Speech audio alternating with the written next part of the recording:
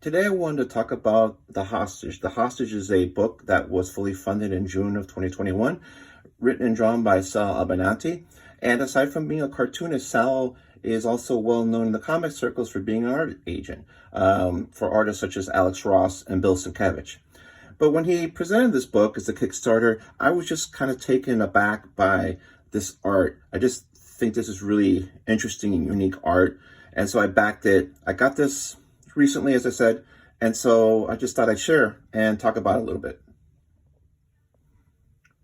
The Hostage came in this slipcase, and this slipcase is really nicely made. It's very solid, good construction. A lot of times you'll see a slipcase, but the slipcase is a little bit more than an afterthought. And these little touches that when you buy a book, especially Kickstarter, you can tell this attention to detail is something that I really look forward to and I really like. You can tell that the people making this really care about what they're producing. So the book is an oversized hardcover. This is a regular size comic book, just for comparison purposes, about 135 pages or so, plus or minus a few pages. Nice quality, good paper, good production techniques. And the story is in 3 chapters, and the story deals with children that live in the favelas, which are the slums of Rio de Janeiro. And the favelas, I mean, when we think of slums in America, slums in Brazil and Rio are much worse than they are in America.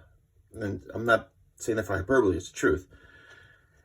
And what struck me most about this book is that this book was based on Sal's experiences as a college student living with a local family in Rio de Janeiro and seeing up close and personal the street children. He said that always impacted him the rest of his life.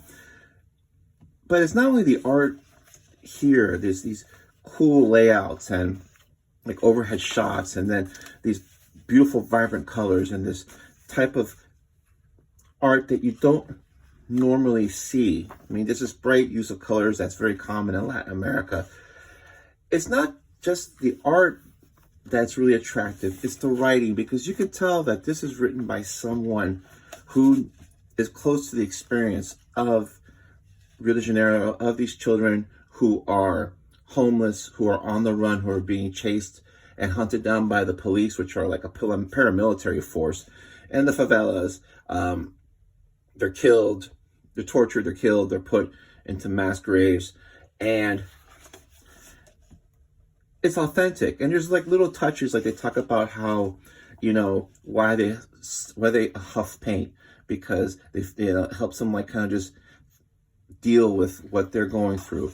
They talk about how when they sleep on the street, they like, you know, the street like sweats, so they put something on, you know, whatever underneath it, so to keep them warm. It talks about how one child talks about how when the police get a darker skinned child, they're worse and rougher with that child, which also kind of is an illusion, not illusion, but an allegory, or actually a comment is probably the best word, of the racism problem that's in Brazil, because Brazil, like a lot of countries, has a racism problem between lighter skinned and darker skinned citizens.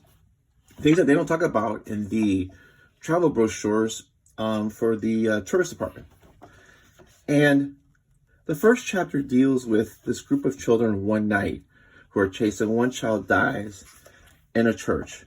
And this child's death summons, along with the other deaths, is sort of like the straw that put the camel's back. It summons the ancient gods to create a being, the ancient gods that came up from Africa, because Brazil also had more African slaves brought in during the slave era hundreds of years ago, more than any other country, including North America. So it brings in this being, and this being is called the Hostage.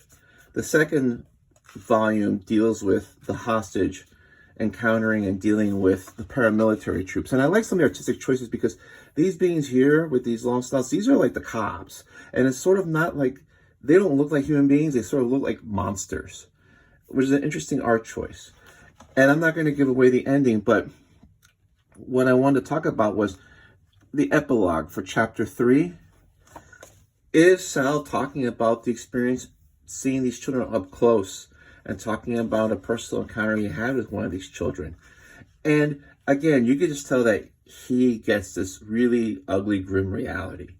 And that's really what I like most of the book. I mean, it's one thing, and I'm not minimizing artistic ability, but it's one thing to draw really cool stuff, but to draw really cool stuff using storytelling in an interesting and narrative, that's hard.